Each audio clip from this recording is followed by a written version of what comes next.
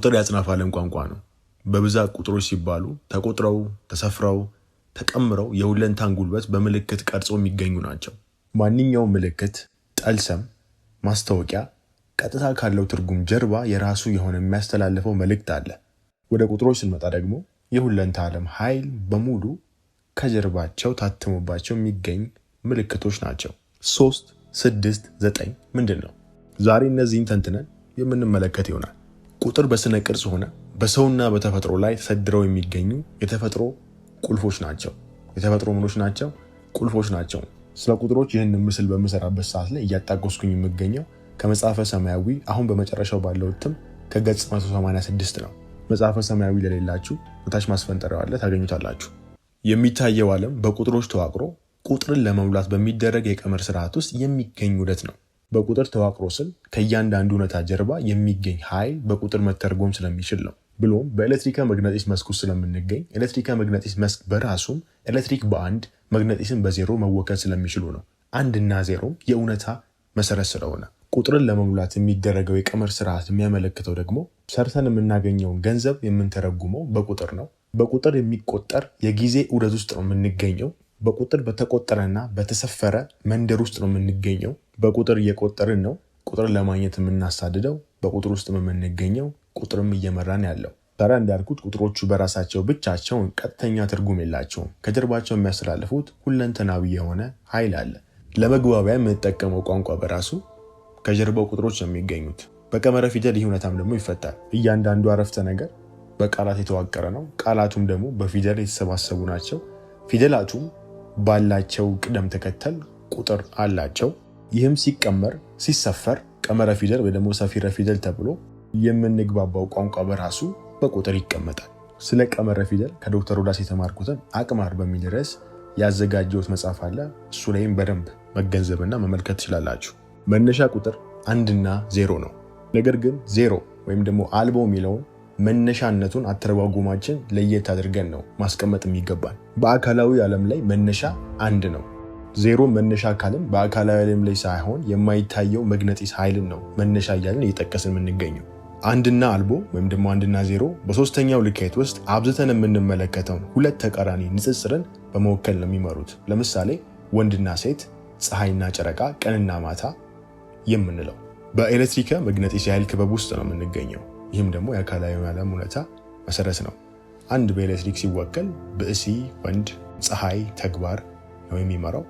አልቦ ስንል ደግሞ በመግነጢስ በብእሲት በሴት በምንላትና በጨረቃ በመመገብ ነው የሚወከሉት። የአንድና የዜሮ ጣምራን በዘመናችን አብሰን በምንጠቀማቸው እነዚህ ሰው ሰራሽ የቀመር መገልገያዎች እንደ ስልክ፣ ኮምፒውተር፣ የፋብሪካ መሳሪያዎች አሁን ደግሞ ራሱ ሰው ሰራሽ አስተውሎም ቋንቋቸው 1 እና 0 ነው። አሁን እኛ በአማርኛ እንደምንግባባው ሁሉ እነኚህ ሰው ሰራሽ መገልገያዎች መሳሪያዎች በራሳቸው በ1 እና በ0 ነው የሚግባቡት። ይህም የሚያሳየን ዋናው የመገኛችን ኤሌክትሪካ መግነጢስ መስክ በራሱ በ1 እና በ0 ይወከላል። የምንጠቀምባቸው እኛም ደግሞ ሰው ሰራሽ አድርገን የፈጠርናቸው መሳሪያዎችም በ1 እና በ0 ነው የሚንቀሳቀሱትና ቁጥር መሰረት እንደሆነ አመላካች ነው። ቁጥር ሲነሳ 3፣ 6፣ 9 መነሳቱ አይቀሬ ነው። ኃይል፣ ዝውተራና ንዝረት ናቸው እነዚህ። 9 የቁጥሮች ንጉስ ነው፣ የኃይል ወካይ ወይ ደግሞ መሪ ነው። 6 እና 3 ደግሞ ከንጉሱ ስር የሚያዙ አለቆች ናቸው። ሌሎቹን የተረፉ ቁጥሮች ደግሞ እንደ ወታደር ተመልከቷቸው። እነዚህን እኔ በአጭር ቃል እዝአ ብዬ ነው መጠራቸው። አጽናፈ ዓለም በሙሉ በ3 ቃል ቢገለጽ እርግብግብታ፣ ዝውተራ፣ ኃይል ተብሎ ይቀመጣል።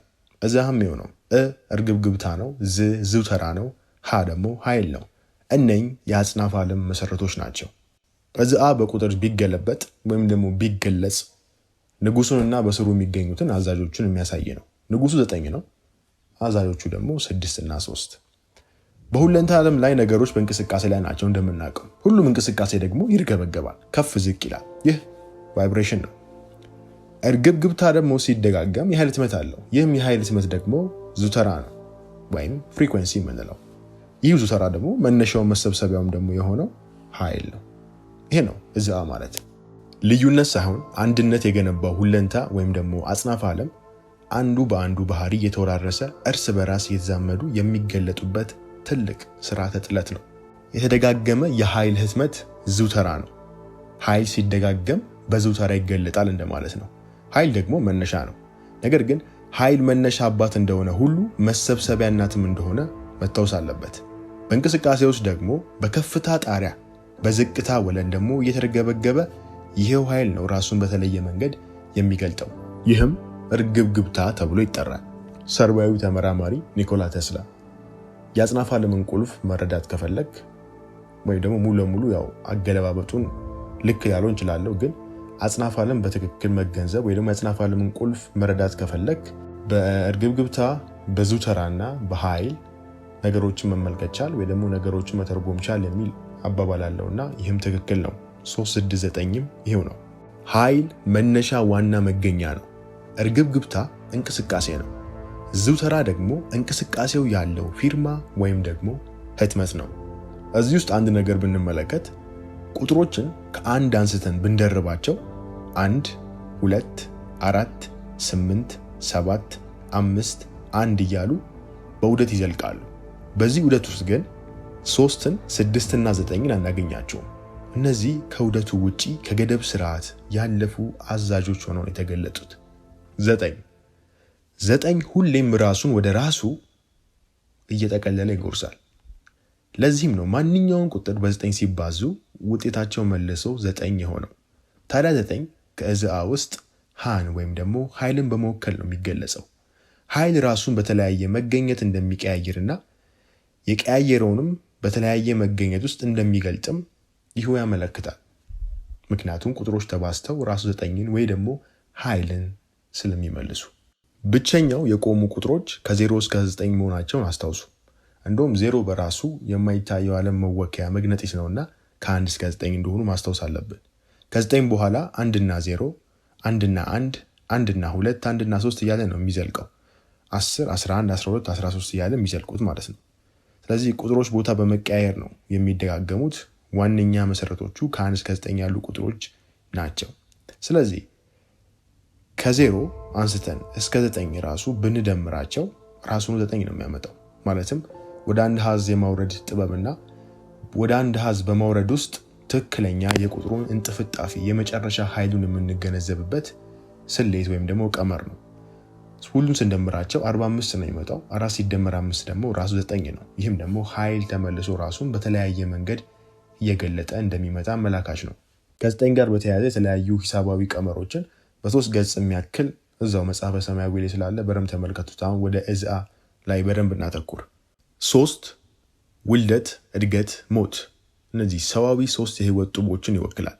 በስላሴም ደግሞ የሚገለጥ ነው። 6 የኃይል እንቅስቃሴ ያለው ስነ ቅርጽ ወይም ደግሞ ህትመት ነውና በተፈጥሮ ውስጥ የተዋቀረ ስርዓት ጀርባ ያለ ድጋፍ ነው። አብዛኞቻችን ወይ ኃይልን ነው ወይ እርግብግብታ ላይ ነው ትኩረታችን ያለው። ነገር ግን በእኔ ምልከታ ዋነኛ መሪው የሁሉ ነገር ጀርባ ሆኖ በመምራትና በማንቀሳቀስ ላይ የሚገኘው ዙተራ ወይም ደግሞ 6 ነው። ኃይላችሁ የሚተረጎመው ኃይላችሁ በደንብ ለአጽናፈ ዓለም ጋር የምትግባቡበት ዙተራ ነው። ለዚህም ይመስላል 9 ሲገለበጥ 6 ነው። አንድ ሰው ከመናገሩ በፊት ዙተራው ነው ቀድሞ የሚናገረው። ዙተራው ደግሞ የሚደጋገም የኃይል ህትመት ነው። ያው ኃይል መነሻ ነው፣ መሰረት ነው። ራሱ ነው በተለያየ መገኘት ውስጥ እየተቀያየረ የሚገለጠው። ታዲያ ኃይልን አንፈጥርም፣ አናጠፋም። ከአንዱ ወደ አንዱ ነው የምናሸጋገረው። የሚገኝን ኃይል ነው ከአንዱ ወደ አንዱ እያሸጋገርን ወይ ለስኬት ወይ ለጥፋት ወይ ለእድገት ወይ ለመውደም የምንጠቀመው። ታዲያ ይህ ሲደጋገም የኃይል ህትመት ይሆናል፣ ዙተራ ይሆናል። ያኔ ነው ሰዎች ዙተራቸውን ነው ይዘው በየቦታው የሚንቀሳቀሱትና አጽናፈ ዓለምም ላላቸው ዙተራ ምላሽ የሚያንጸባርቀው የሚሰጣቸው። 3ቱንም መገንዘብ የሚችል ሰው በጣም አሪፍ ነው።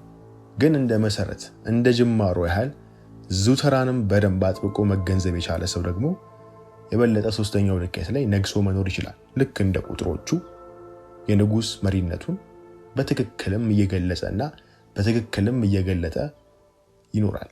ይህው የሚደጋገም የኃይል ህትመት ደግሞ ከፍታና ዝቅታ አለው። በህይወታችን አንዳንድ ጊዜ ከፍ እንላለን፣ አንዳንድ ጊዜ ዝቅ እንላለን። ስሜታችን አንዳንድ ጊዜ ከፍ ይላል፣ አንዳንድ ጊዜ ዝቅ ይላል። ይህ እርግብግብታ ነው። በአጽናፈ ዓለም ውስጥ አብዛኛው ነገር በእንቅስቃሴ ላይ የሚገኝ ነው። እንቅስቃሴ ደግሞ ከፍታና ዝቅታ አለው። ሲርገበገብም ያ ከፍታና ዝቅታው እርግብግብታ ነው። ታዲያ መተውስ ያለበት ያው መነሻ ኃይል መሰብሰቢያው ኃይል ነው ራሱ የተርገበገበ ራሱን በተለየ መንገድ እየገለጸ የሚገኘው ወይም ደግሞ በእንቅስቃሴ ውስጥ ያለው። ለዚህ ነው አንዱን ስናነሳ አንዱ ተያይዞ ይመጣል፣ እየተደራረቡ ይህንን የምንገኝበትን መገኛ የሚመሩት።